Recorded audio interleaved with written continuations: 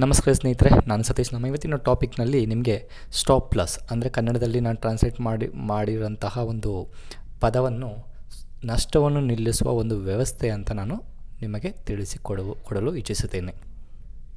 So stock ಮಾರ್ಕೆಟಲ್ಲಿ ಅನ್ಕೊತೀರಾ, ಬಂದಿದ ತಕ್ಷಣ ಹಣ ಮಾಡಬೇಕು, ಗೆಲ್ಲಬೇಕು, ಯಾವಾಗಲೂ ಪಾಸಿಟಿವ್ ರಿಸಲ್ಟ್ ಬರಬೇಕು ಅಂತ ನೀವು ಎಕ್ಸ್ಪೆಕ್ಟ್ ಮಾಡ್ತೀರಾ. ಅದೇ ರೀತಿ ಒಂದು ಕ್ಷಣ ಯೋಚನೆ ಮಾಡಿ ಸ್ನೇಹಿತರೆ. ಸೊ ನೀವು ಹಾಕಿರೋಂಥ ದುಡ್ಡು ನಿಮ್ಮಿಂದ ಕಳೆದು ಹೋಗುವಂತಹ ಒಂದು ಸಂಭವ ಬಂದರೆ ಏನು ಮಾಡ್ತೀರಾ ಅಲ್ವಾ? ಅದನ್ನ ಕಂಟ್ರೋಲ್ ಮಾಡಬೇಕು. ಅದನ್ನು ಕಂಟ್ರೋಲ್ ಮಾಡುವಂತಹ ಒಂದು ವ್ಯವಸ್ಥೆ ಅಂದರೆ ಟ್ರೇಡಿಂಗ್ ಟರ್ಮಿನಾಲಜಿಯಲ್ಲಿ ಬರುವಂತಹ ಒಂದು ಆಪ್ಷನ್ ಅಂತಂದು ಒಂದು ಫೀಚರ್ಸ್ ಅಂತ ನಾವು ಏನು ಕರಿತೀವಿ, ಅದನ್ನು ಸ್ಟಾಪ್ ಲಾಸ್ ಅಂತ ಸಹ ನಾವು ಅನ್ಬೋದು. ಸೊ ನಾನು ಇಂಗ್ಲೀಷ್ನಲ್ಲಿ ಆಂಗ್ಲ ಭಾಷೆಯಲ್ಲಿ ಇರುವಂತಹ ಒಂದು ಡೆಫಿನೇಷನನ್ನು ಅಂದರೆ ಅರ್ಥವನ್ನು ಕನ್ನಡದಲ್ಲಿ ಟ್ರಾನ್ಸ್ಲೇಟ್ ಮಾಡಿದ್ದೀನಿ. ಸೊ ಏನಾದರೂ ತಪ್ಪುಗಳು ಇದ್ದರೆ ಕ್ಷಮಿಸಿ ಅಂತ ನನಗೆ ಕೇಳ್ಕೊಳ್ತಾ, ಸೊ ನೋಡುವ ಏನಂತ ಸ್ಟಾಪ್ ಲಾಸ್ ಅಂದರೆ.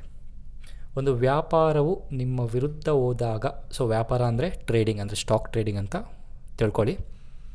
ನಿಗದಿತ ಪ್ರಮಾಣದಲ್ಲಿ ನಷ್ಟವನ್ನು ಪಡೆದು ನಿಮ್ಮ ಆರ್ಡರನ್ನು ಕ್ಲೋಸ್ ಅಂದರೆ ನಿರ್ಗಮಿಸುವ ಒಂದು ಆಯ್ಕೆಯನ್ನು ಸ್ಟಾಪ್ ಲಾಸ್ ಎನ್ನಬಹುದು.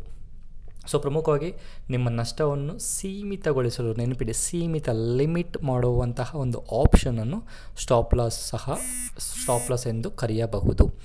ಅದೇ ರೀತಿ ಈ ವ್ಯವಸ್ಥೆಯು ಸುಮಾರು ಎಲ್ಲ ಬ್ರೋಕರ್ಸು ನೀಡುವಂತಹ ಒಂದು ಆಪ್ಷನ್ ಅಂತ ಕರೆಯಲೂಬಹುದು. ಸೊ ಅದೇ ರೀತಿ ಟ್ರೈಲಿಂಗ್ ಸ್ಟಾಪ್ ಲಾಸನ್ನು ಸಹ ನಾವು ತಿಳ್ಕೊಂಡ್ರೆ ಸ್ಟಾಕ್ ಮಾರ್ಕೆಟಲ್ಲಿ ಸುಮಾರು ವರ್ಷಗಳ ಕಾಲ ಉಳಿದು ಗೆಲ್ಲುವಂತಹ ಒಂದು ಚಾನ್ಸ್ ನಿಮಗೆ ಸಿಗುತ್ತದೆ ಅಂತ ಹೇಳ್ತಾ, ನಾನು ನಿಮಗೊಂದು ಎಕ್ಸಾಂಪಲ್ ಹೇಳ್ತೀನಿ. ಸ್ಟಾಪ್ ಲಾಸ್ ಅಂದರೆ ಹೆಂಗೆ ವರ್ಕ್ ಆಗುತ್ತೆ, ಯಾವ ರೀತಿ ವರ್ಕ್ ಆಗುತ್ತೆ ಅಂತ ನಾನು ಹೇಳ್ತೀನಿ. ಅದರ ನಂತರ ಅದರ ಪ್ರಯೋಜನಗಳು, ಅದೇ ರೀತಿ ಪ್ರಯೋಜನವಿಲ್ಲದಂತಹ ಕೆಲವೊಂದು ಮಾಹಿತಿ ಸಹ ನಾವು ನಿಮ್ಮ ಜೊತೆ ಶೇರ್ ಮಾಡ್ಕೊತೀನಿ. ಸೊ ನೆನ್ಪಿಡಿ ಸ್ನೇಹಿತರೆ, ನಾನು ಆಗಲೇ ಹೇಳ್ದಂಗೆ, ನೀವು ಸ್ಟಾಕ್ ಮಾರ್ಕೆಟಲ್ಲಿ ಏನು ಮಾಡ್ತೀರಾ, 10,000 ರೂಪಾಯಿ ಹಾಕಿದ್ರೆ ನಾಳೆ 12,000 ಆಗಬೇಕು, 15,000 ಆಗಬೇಕು ಅಂತ ಎಕ್ಸ್ಪೆಕ್ಟ್ ಮಾಡ್ತೀರಾ. ಅದೇ ರೀತಿ ನಾನು ಎಲ್ಲ ಟ್ರೇಡರ್ಸ್ಗೂ, ಅಂದರೆ ಹೊಸದಾಗಿ ಬರುವಂತಹ ಎಲ್ಲ ಟ್ರೇಡರ್ಸ್ಗೂ ಒಂದು ಸಲಹೆಗೆ ಏನು ಕೊಡ್ತೀನಿ ಅಂತ ಹೇಳಿದ್ರೆ, ಪ್ರಾಫಿಟ್ ನಿಮಗೆ ನಾಲೆಡ್ಜ್ ಕಲ್ತ್ಕೊಂಡ್ರೆ, ಅಂದರೆ ಒಂದು ಮಾಹಿತಿ ಮತ್ತು ಟ್ರೇಡಿಂಗ್ ಮಾಡುವಂತಹ ಒಂದು ಟೆಕ್ನಿಕ್ ಕಲ್ತ್ಕೊಂಡ್ರೆ ಹಣ ಮಾಡೋದ್ರಲ್ಲಿ ದೊಡ್ಡ ವಿಷಯನೇ ಇಲ್ಲ. ಅದೇ ರೀತಿ ನಿಮಗೆ ಮಾಹಿತಿ ಇಲ್ಲ, ನಿಮಗೆ ಏನು ಹೇಳ್ತಾರೆ ಸ್ಟಾಕ್ ಮಾರ್ಕೆಟ್ ಟೆಕ್ನಿಕ್ಸ್ ಗೊತ್ತಿಲ್ಲ ಅಂತ ಹೇಳಿದ್ರೆ, ನೀವು ಎಷ್ಟು ಹಣ ಕಳೆದುಕೊಳ್ಳಲು ರೆಡಿಯಾಗಿರುತ್ತೀರಾ ಅಂತ ಡಿಸೈಡ್ ಮಾಡ್ಕೊಂಡ್ಬಂದರೆ ಸ್ಟಾಕ್ ಮಾರ್ಕೆಟಲ್ಲಿ ಬಹುಕಾಲ ಉಳಿಯಲು ಒಂದು ಆಪ್ಷನ್ ನಿಮಗೆ ಯಾವತ್ತೂ ಸಿಗುತ್ತದೆ. ಓಕೆವಾ? ಸೊ ಅದೇ ರೀತಿ ಈ 10,000 ಎಕ್ಸಾಂಪಲಲ್ಲಿ ನೀವು 10,000 ರೂಪಾಯಿ ತೊಗೊಂಡು ನಾಳೆ 12,000 ರೂಪಾಯಿ ಮಾಡಬೇಕಂತ ಬಂದರೆ, ಜಸ್ಟ್ ಇಮ್ಯಾಜಿನೇಷನ್ ಮಾಡ್ಕೊಳ್ಳಿ. ಅಕಸ್ಮಾತ್ ನೀವು ತೆಗೆದುಕೊಂಡಂತಹ ಪರ್ಚೇಸ್ ಮಾಡಿದಂತಹ ಆ ಸ್ಟಾಕ್ ಏನಾದರೂ ರಿವರ್ಸ್ ಆಯಿತು, ನೀವು 100 ರೂಪಾಯಿ ತೊಗೊಂಡು ನಾಳೆ 110 ರೂಪಾಯಿಗೆ 110 ರೂಪಾಯಿ 120 ರೂಪಾಯಿಗೆ ಹೋಗುತ್ತೆ ಅಂತ ನೀವು ಪ್ಲ್ಯಾನ್ ಮಾಡ್ಕೊಂಬಂದಿರ್ತೀರ. ಜಸ್ಟ್ ನೆನಪಿಡಿ, 100 ರೂಪಾಯಿ ಬಂದು 90 ರೂಪಾಯಿ 85 80 ಈ ರೀತಿ ಆದರೆ ನಿಮಗೆ ನೀವು ಹಾಕಿರುವಂತಹ ಎಲ್ಲ ಹಣವೂ ಸಹ ಕಳೆದುಕೊಳ್ಳುವಂತಹ ಒಂದು ಸಂಭವವಿರುತ್ತದೆ. ಸೊ ಅದನ್ನು ನೀವು ಸ್ಟಾಪ್ ಮಾಡ್ತೀರಾ. ಸೊ ನೀವು 20 ರೂಪಾಯಿ ಪ್ರಾಫಿಟ್ ಎಕ್ಸ್ಪೆಕ್ಟ್ ಮಾಡ್ಕೊಂಬಂದರೆ 10 ರೂಪಾಯಿ ಕಳೆದುಕೊಳ್ಳಲು ನೀವು ರೆಡಿಯಾಗಿ ಬಂದಿರಬೇಕು. ಆ ಆಪ್ಷನನ್ನು ಸಹ ನಾವು ಸ್ಟಾಪ್ ಲಾಸ್ ಅಂತ ಕರೆಯಬಹುದು. ನೋಡಿ, ಉದಾಹರಣೆ ಕೊಟ್ಟಿದ್ದೀನಿ. ನೀವು ಯಾವುದೋ ಒಂದು ಸ್ಟಾಕ್ ಪರ್ಚೇಸ್ ಮಾಡ್ತೀರಾ ಅಂತ ಅಂದ್ಕೊಳ್ಳಿ, 250 ರೂಪಾಯಿಗೆ. ಸೊ ನಿಮ್ಮ ಎಕ್ಸ್ಪೆಕ್ಟೇಷನ್ ಏನಿರುತ್ತೆ, 200 ರೂಪಾಯಿಂದ ಈ ಸ್ಟಾಕ್ ಪ್ರೈಸು 250ಕ್ಕೆ ಹೋಗುತ್ತೆ ಅಂತ ನೀವು ಅಂದ್ಕೊಂಡು ಬಂದಿರ್ತೀರ. ಜಸ್ಟ್ ನೆನಪಿಡಿ, 250 ರೂಪಾಯಿಂದ 270 ರೂಪಾಯಿಗೆ ಹೋದರೆ ನೀವು ಪ್ರಾಫಿಟ್ ಮಾಡ್ತೀರಾ ಅಂತ ಅಂದ್ಕೊಳ್ಳೋಣ. ಸೊ ನೀವು ಖುಷಿ, ನಾವು ಖುಷಿ, ಎಲ್ಲರೂ ಖುಷಿ.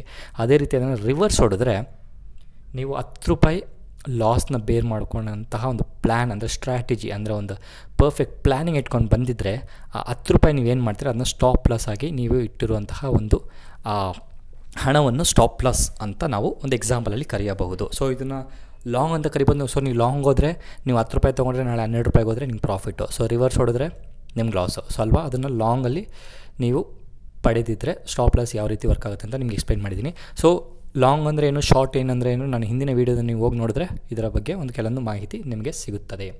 ಸೊ ಅದೇ ರೀತಿ ನೀವೇನಾದರೂ ಶಾರ್ಟ್ ಮಾಡಿದರೆ, ಅಂದರೆ ಮೊದಲು ಸೆಲ್ ಮಾಡಿ ನಂತರ ಬೈ ಮಾಡಿದರೆ, ಎಕ್ಸಾಂಪಲ್ ನೋಡಿದ್ರೆ ನೀವು 250 ರೂಪಾಯಿ ಸೆಲ್ ಮಾಡಿರ್ತೀರ ಅಂತ ಅಂದ್ಕೊಳ್ಳಿ. ಸೊ 250 ರೂಪಾಯಿಂದ ಕೆಳಗಡೆ ಬಂದರೆ ಆ ಸ್ಟಾಕ್ ಪ್ರೈಸ್ ನಿಮಗೆ ಲಾಭ ಅಲ್ವಾ. ಸೊ 230 ಬಂದರೆ ನಿಮ್ಗೆ ಲಾಭ. ಅದೇ ರೀತಿ ಏನಾದರೂ ಅದು ನಿಮಗೆ ಟೈಮ್ ಸರಿಯಿಲ್ಲ, ನೀವು ಅನಾಲಿಸಿಸ್ ಮಾಡುವಂತಹ ಒಂದು ಟೆಕ್ನಿಕ್ಸ್ ಏನಿದೆ ಅದು ರಾಂಗ್ ಏನಾದ್ರು ಆಯಿತು ಅಂತ ಹೇಳಿದ್ರೆ 270 ರೂಪಾಯಿಗಿಂತ 250 ರೂಪಾಯಿಂದ 260 ರೂಪಾಯಿಗೆ ಹೋದರೆ ನಿಮ್ಮ ಆರ್ಡರ್ ಎಕ್ಸಿಕ್ಯೂಟ್ ಆಗುತ್ತದೆ. ಅದೇ ರೀತಿ ನೀವು ಪ್ಲ್ಯಾನ್ ಮಾಡಿದಂತಹ ಒಂದು ಸ್ಟ್ರಾಟಜಿ ಅಂದರೆ ಪ್ಲ್ಯಾನಿಂಗ್ ಏನಿದೆ, 10 ರೂಪಾಯಿ ಲಾಸಲ್ಲಿ ನೀವು ಎಕ್ಸಿಟ್ ಆದರೆ ಈ ಟ್ರೇಡಿಂಗ್ ಮಾಡುವಂತಹ ಸಮಯದಲ್ಲಿ ನಿಮ್ಮ ಲಾಸನ್ನು ನೀವು ಸ್ಟಾಪ್ ಮಾಡ್ತೀರಾ. ನೆನ್ಪಿಡಿ, ಸ್ಟಾಪ್ ಲಾಸ್ ಅಂದರೆ ನೀವು ಎಷ್ಟು ಸ್ಟಾಪ್ ಅಂದರೆ ಲಾಸ್ನ ಬೇರ್ ಮಾಡೋಕ್ಕೆ ಅಂದರೆ ನೀವು ತೆಗೆದುಕೊಳ್ಳಲು ಶಕ್ತರಾಗಿರ್ತಾರೋ ಅದನ್ನು ನಾವು ಸ್ಟಾಪ್ ಲಾಸ್ ಅಂತ ಸಹ ಕರೆಯಬಹುದು. ಸೊ ಈ ವಿಡಿಯೋದಲ್ಲಿ ನಾನು ಸ್ಟಾಪ್ ಲಾಸ್ ಅಂದರೆ ಟ್ರೈಲಿಂಗ್ ಸ್ಟಾಪ್ ಲಾಸ್ ಬಗ್ಗೆ ಹೆಚ್ಚಿಗೆ ಮಾತಾಡೋದಿಲ್ಲ. ಸೊ ನಿಮಗೇನಾದರೂ ಹೆಚ್ಚಿನ ಮಾಹಿತಿ ಬೇಕಾದರೆ ಹಾಕಿ, ಸಾಧ್ಯವಾದರೆ ನಾನು ಮುಂದಿನ ವೀಡಿಯೋದಲ್ಲಿ ಟ್ರೈಲಿಂಗ್ ಸ್ಟಾಪ್ ಲಾಸ್ ಅಂದರೆ ಏನು, ಅದರ ಮಾಹಿತಿ ಏನು, ಅದು ಹೇಗೆ ಯೂಸ್ ಮಾಡ್ಬೋದು, ಹೇಗೆ ನಮಗೆ ಬೆನಿಫಿಟ್ಗೋಸ್ಕರ ಯೂಸ್ ಮಾಡ್ಬೋದು ಅಂತ ಸಹ ನಾನು ನಿಮಗೆ ತಿಳಿಸ್ಕೊಡ್ತೀನಿ. ಓಕೆ, ಸೊ ಸ್ಟಾಪ್ ಲಾಸ್ ಪ್ರಯೋಜನಗಳು ಏನಂತ ಹೇಳಿದ್ರೆ, ಸೊ ಇದನ್ನ ಆಂಗ್ಲ ಭಾಷೆಯಲ್ಲಿ ಹಾಕಿದ್ದೀನಿ ಸ್ನೇಹಿತರೆ. ಈಗ ಕೆಲವೊಂದನ್ನು ಟ್ರಾನ್ಸ್ಲೇಟ್ ಕಂಪ್ಲೀಟ್ ನಮ್ಮ ಕನ್ನಡ ಭಾಷೆಗೆ ಟ್ರಾನ್ಸ್ಲೇಟ್ ಮಾಡೋಕ್ಕೆ ಸ್ವಲ್ಪ ಕಷ್ಟ ಆಗುತ್ತೆ ಅಂತ ಅಂದ್ಕೊಂಡು ಇಂಗ್ಲೀಷಲ್ಲಿ ಹೇಳಿದ್ದೀನಿ. ಆದರೂ ನಾನು ಸಾಕಷ್ಟು ಕನ್ನಡದಲ್ಲಿ ಮಾತನಾಡಲು ನಿಮಗೆ ಪ್ರಯತ್ನಿಸುತ್ತೇನೆ. So no frequent order management. ನೀವು ಒಂದು ಆರ್ಡರ್ ಪ್ಲೇಸ್ ಮಾಡಿಬಿಟ್ರೆ ನಿಮ್ಗೆ ಗೊತ್ತಿರುತ್ತೆ, ಓಕೆ ನಾನು 250 ರೂಪಾಯಿ ತೊಗೊಂಡಿದ್ರೆ 270 ಹೋದರೆ ನಂಗೆ ಲಾಭ ಬರುತ್ತೆ, 240 ಹೋದರೆ ಲಾಸ್ ಆಗುತ್ತೆ. ಸೊ ನೀವು ಮತ್ತೆ ನಿಮ್ಮ ಟ್ರೇಡಿಂಗ್ ಪ್ಲ್ಯಾಟ್ಫಾರ್ಮ್ಗೆ ಹೋಗಿ ಚೆಕ್ ಮಾಡುವಂತಹ ಒಂದು ಅವಶ್ಯಕತೆ ಇರುವುದಿಲ್ಲ.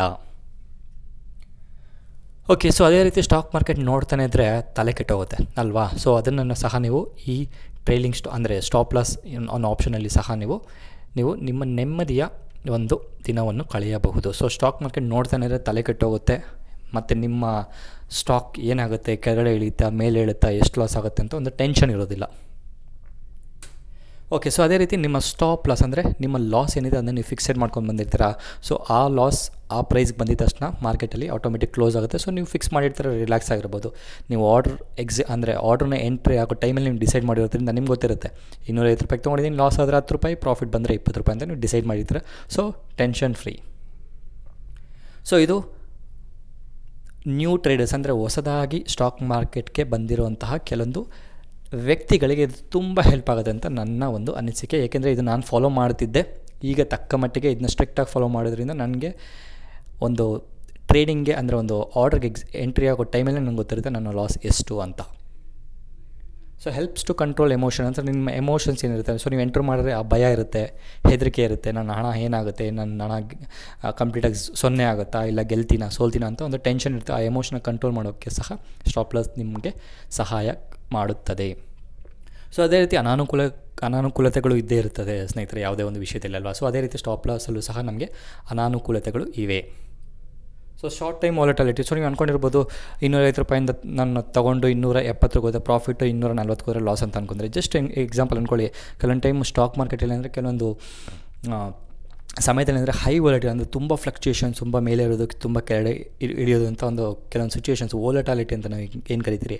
ಆ ಟೈಮಲ್ಲಿ ಕೆಲವೊಂದು ಸಮಯದಲ್ಲಿ ಈ ಎಕ್ಸಾಂಪಲ್ನ ತೊಗೊಂಡ್ರೆ 250 ರೂಪಾಯಿಂದ 240 ರೂಪಾಯಿಗೆ ಬಂದು ನಿಮಗೆ ಆರ್ಡರ್ ಎಕ್ಸಿಕ್ಯೂಟ್ ಆಗಿ ನೀವು 10 ರೂಪಾಯಿ ಲಾಸ್ ತೊಗೊಂಡ ನಂತರ ಅದು 270, 290ಗೆ ಹೋಗುವಂತಹ ಒಂದು ಸಹ ಎಕ್ಸಾಂಪಲ್ ಸಹ ನಾವು ನೋಡ್ತಾ ಇರ್ತೀವಿ ಪ್ರತಿದಿನ. ಸೊ ಅದು ಒಂದು ಸ್ವಲ್ಪ ಅನಾನುಕೂಲತೆ ಅಂತ ನನ್ನ ಒಂದು ಅನಿಸಿಕೆ.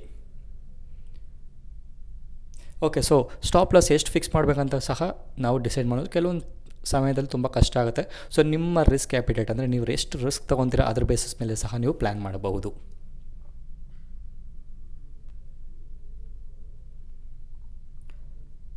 ಓಕೆ, ಸೊ ನೀವು 10 ದಿನ ಟ್ರೇಡ್ ಮಾಡ್ತೀರಾ ಅಂತ ಅಂದ್ಕೊಳ್ಳಿ. 10 ದಿನದಲ್ಲಿ 6 ದಿನ, 7 ದಿನ, 8 ದಿನ ಸ್ಟಾಪ್ ಲಾಸ್ ನಿಮಗೆ ಹಿಟ್ ಆಗ್ತಾನೇ ಇದ್ದರೆ ಅದು ಸಹ ನಿಮಗೆ ತುಂಬ ಡಿಸ್ಟರ್ಬ್ ಮಾಡುತ್ತದೆ. ಸೊ ಅದರಿಂದ ಇದನ್ನು ಸಹ ನೀವು ನಿಮ್ಮ ಟ್ರೇಡಿಂಗ್ ಅಂದರೆ ಸ್ಟ್ರಾಟಜಿ ಅಂದರೆ ಪ್ಲ್ಯಾನಿಂಗ್ ಅಂತ ನೀವೇನು ಕರಿತೀರಿ ಅದರಲ್ಲಿ ಪರಿಗಣಿಸಿದರೆ ನಿಮ್ಮ ಗೆಲುವು ನಿಶ್ಚಿತ. ಸೊ ಸ್ಟಾಪ್ ಲಾಸ್ ಹಂಟಿಂಗ್ ಅಂತ ಒಂದು ಆಪ್ಷನ್ ಸ್ಟ್ರಾಟಜಿ ಅಂತ ಹೇಳ್ಬೋದು ಸ್ನೇಹಿತರೆ. ಇದು ಮೋಸ ಅಂತ ಹೇಳೋಕ್ಕೆ ಹೋಗೋದಿಲ್ಲ. ಸೊ ಕೆಲವೊಂದು ಈ ತುಂಬ ಹೆಚ್ಚಿನ ಹಣ ಇನ್ವೆಸ್ಟ್ಮೆಂಟ್ ಮಾಡ್ತಾರಲ್ಲ, ಸೊ ಅವ್ರಿಗೆ ಸಾಕಷ್ಟು ಮಾಹಿತಿಗಳು ಅವ್ರಿಗೆ ಕೆಲವೊಂದು ಸಮಯದಲ್ಲಿ ಸಿಗುವಂತಹ ಸಮಯದಲ್ಲಿ ಅವ್ರಿಗೆ ಗೊತ್ತಾಗುತ್ತೆ ಎಷ್ಟು ಜನ 240 ರೂಪಾಯಿಗೆ ಸ್ಟಾಪ್ ಲಾಸ್ ಇಟ್ಟಿದ್ದಾರೆ, ಎಷ್ಟು ಜನ 235ಗೆ ಇಟ್ಟಿದ್ದಾರೆ, ಎಷ್ಟು ಜನ 230 ರೂಪಾಯಿಗೆ ಇಟ್ಟಿದ್ದಾರೆ ಅಂತ ಒಂದು ಕೆಲವೊಂದು ಸ್ಟ್ರಾಟಜಿಯನ್ನು ಪ್ಲ್ಯಾನ್ ಮಾಡಿರುವಂತಹ ಕೆಲವೊಂದು ಹೈ ಲೆವೆಲ್ ಅಂದರೆ ಸಿಕ್ಕಾಪಟ್ಟೆ ಹಣ ಇನ್ವೆಸ್ಟ್ ಮಾಡಿರುವಂತಹ ಒಂದು ಇನ್ಸ್ಟಿಟ್ಯೂಷನ್ಸ್ ಅಂತ ನಾವೇನು ಕರಿಬೋದು, ಅವರಲ್ಲಿ ಈ ಮಾಹಿತಿ ಸಿಕ್ಕೋದ್ರಿಂದ ನಿಮ್ಮನ್ನು ಮೋಸ ಮಾಡಿ, ನಿಮಗೆ ತಿಳಿಯದಂತೆ ನಿಮಗೆ ಮೋಸ ಮಾಡಿ ಹಣ ಮಾಡುವಂತಹ ಅಂದರೆ ಟೆಕ್ನಿಕ್ನನ್ನು ಸಹ ಸಾಕಷ್ಟು ಜನ ದೊಡ್ಡ ಇನ್ವೆಸ್ಟರ್ಸು, ದೊಡ್ಡ ಟ್ರೇಡರ್ಸ್ ಮಾಡ್ತಾಯಿದ್ದಾರೆ ಅಂತ ಒಂದು ಪಾಯಿಂಟ್ನ ಸಹ ನಾನು ಅನಾನುಕೂಲತೆಗಳು ಆಪ್ಷನಲ್ಲಿ ಕೊಟ್ಟಿದ್ದೀನಿ. ಸೊ ಇದನ್ನು ಹೇಗೆ ಎಸ್ಕೇಪ್ ಆಗಬೇಕು ಹೆಂಗೆ ಅಂತ ನಮ್ಮ ಮುಂದಿನ ವೀಡಿಯೋಗಳಲ್ಲಿ ಹೇಳ್ತೀನಿ. ಸೊ ನೀವೇನು ಜಾಸ್ತಿ ಟೆನ್ಷನ್ ಮಾಡ್ಕೊಂಬೇಡಿ. ನಾನು ನನ್ನ ಎಕ್ಸ್ಪೀರಿಯನ್ಸ್ ಬೇಸಿಸ್ ಮೇಲೆ ಕೊಡುವಂತಹ ಸಾಕಷ್ಟು ಮಾಹಿತಿಗಳನ್ನು ತಿಳಿದುಕೊಳ್ಳಿ, ತಿಳಿದ ನಂತರ ಟ್ರೇಡ್ ಮಾಡಿ ಅಂತ ಹೇಳ್ತಾ ನಮ್ಮ ಇವತ್ತಿನ ವೀಡಿಯೋದನ್ನು ಮುಗಿಸ್ತಾ ಇದ್ದೀನಿ ಸ್ನೇಹಿತರೆ. ನಾನು ಸತೀಶ್. ಬಾಯ್, ನಮಸ್ಕಾರ.